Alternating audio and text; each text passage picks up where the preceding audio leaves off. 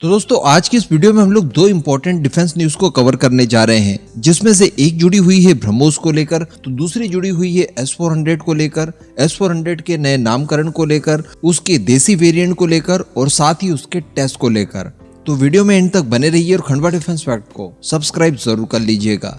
सबसे पहले बात कर ली जाए ब्रह्मोस की। तो दोस्तों जैसा कि हम लोग जानते हैं कि 31 मई 2023 को ब्रह्मोस प्रोग्राम द्वारा 25 वर्ष पूरे कर लिए गए, यानी ब्रह्मोस मिसाइलों के निर्माण से लेकर उनके बड़े स्केल पर उपयोग से लेकर उनके अंदर सारे अपग्रेडेशन तक सब कुछ मिलाकर 25 साल हो चुके हैं। और हम लोग ये बात सारी जानते हैं कि इस मिसाइल ने पूरी दुनिया को चौंकाया है। नेटो संगठन जिसे लीड अमेरिका करता है, उसके द्वारा भी इस मिसाइल को स्पेशल नाम दिया गया है विडोमेकर। कहने का मतलब ये किसी भी दशक में, किसी भी परिस्थिति में और किसी भी अपोनेंट के खिलाफ ये उतनी ही शक्तिशाली कल थी और उतनी ही शक्तिशाली आज है। पूरे 25 साल हो चुके हैं और आज तक इस मिसाइल को अनबीटेबल माना जाता है, यानी आज तक ऐसा कोई भी उपकरण नहीं तैयार हुआ है जिसकी मदद से आप ब्रह्मोस मिसाइल का अटैक जो है उसे विफल कर दें। ऐसा कोई एयर डिफेंस सिस्टम मौजूद नहीं है। इवन S-400 भी, जिसे खुद रशिया ने तैयार किया है, वो भी ब्रह्मोस मिसाइल को रोक नहीं सकता। इसके पीछे के कारण बताए जाते हैं इसकी शानदार स्पीड, जो कि इस समय 2.8 से लेकर 3 मैक की रखती है, साथ ही इसका कम से कम एल्टीट्यूड पर मैनवर्स करते हुए सुपर क्रूज करना, और ये सारी विशेषताएं इसे अपनी कैटेगरी की दुनिया की नंबर 1 मिसाइल बनाती है। और इसी वजह से देखा गया है कि दुनिया के कई सारे देश इसे खरीदना चाहते हैं।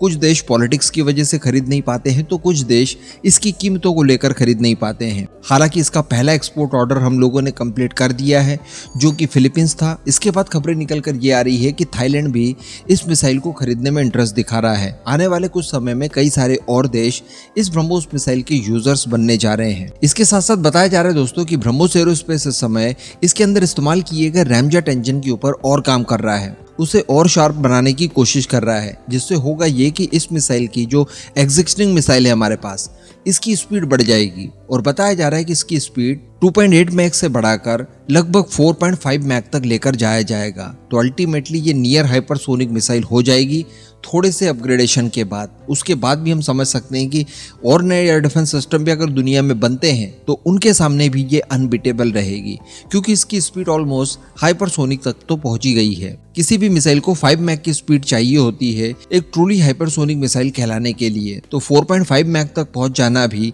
ये एक हाइपरसोनिक मिसाइल जैसा परफॉर्म करना ही माना जाएगा। इसके बाद हम लोग ब्रह्मोस 2 को तैयार कर रहे हैं, जो कि रशिया यूक्रेन वॉर की वजह से थोड़ी डिले जरूर हुई है। कुछ बातों को लेकर अभी असहमतियां भी बनी हुई है, लेकिन उम्मीद जताई जा रही है कि ये 2030 में हमारी सेनाओं के इस्तेमाल के लिए तैयार हो जाएगी। तो जब वो मिसाइलें तैयार हो जाएगी जिनकी स्पीड 6 से लेकर 7 मैक की होने वाली है, उसके बाद अगले 20 साल आप मान लीजिए कि और ये अनबीटेबल रहेगी।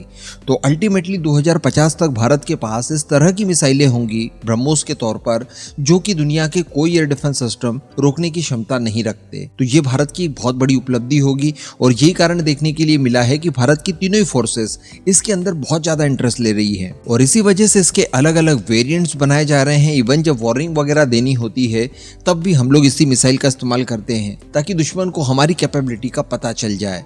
इसके बाद बात कर ली जाए S-400 की। तो हम सभी जानते हैं कि भारत ने S-400 की कुल 5 रेजिमेंट रशिया से खरीदी है 35,000 करोड़ रुपयों में, जिसकी 3 रेजिमेंट हमें मिल चुकी है, 2 बाकी है। और जो 2 बाकी है ये थोड़ी सी डिले हो रही है, क्योंकि रशिया यूक्रेन वॉर चल रहा है और ऐसी परिस्थिति में रशिया भारत को ये प्रोवाइड नहीं करवा पा रहा है। प्रतिबंधों की वजह से ना तो हम उन्हें पेमेंट कर पा रहे हैं और ना ही उनकी मैन्युफैक्चरिंग कैपेबिलिटीज लायक अब बची है कि वो हमें इन्हें डिलीवर्ड कर दे।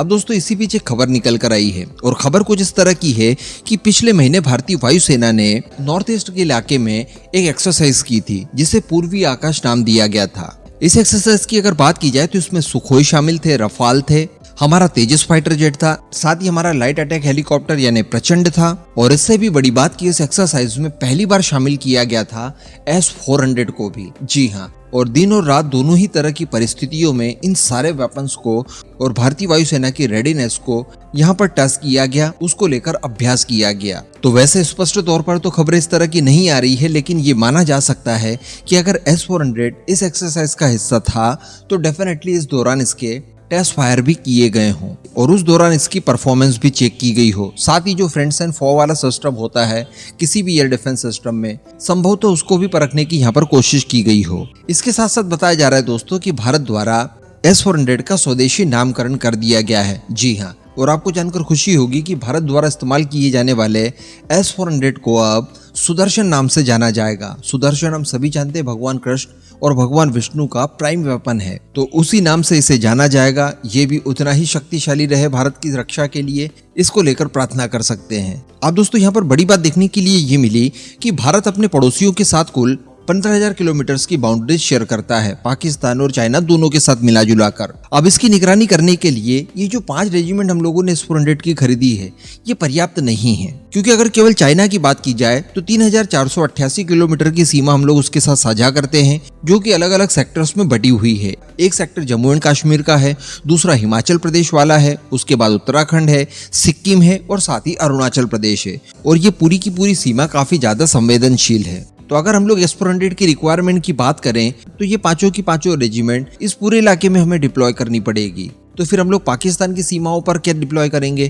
कहने का मतलब ये जो 5 S-400 की रेजिमेंट है, ये हमारे लिए बिल्कुल भी पर्याप्त नहीं है। इसी वजह से आपको याद होगा मैंने लास्ट वीडियो में आपको बताया था प्रोजेक्ट कुशा को लेकर, जो कि S-400 का स्वदेशी पूरक होगा, जिसपे 3 इंटरसेप्टर मिसाइल्स होंगी, एक 150 किलोमीटर, दूसरी 250 किलोमीटर और तीसरी 350 किलोमीटर, और साथ ही रडार सिस्टम उसमें लगा होगा S-400 जितना ही पावरफुल होगा और 500 से लेकर 600 किलोमीटर के एरिया को स्कैन करने में सक्षम होगा। अब S-400 की इसी कमी को पूरा करने के लिए प्रोजेक्ट कुशा चलाया गया था, जो कि DRDO लीड कर रहा है, और इसके लिए काफी सीक्रेटली वर्ष 2022 के मई मंथ में 21,700 करोड़ रुपए पास कर दिए गए थे।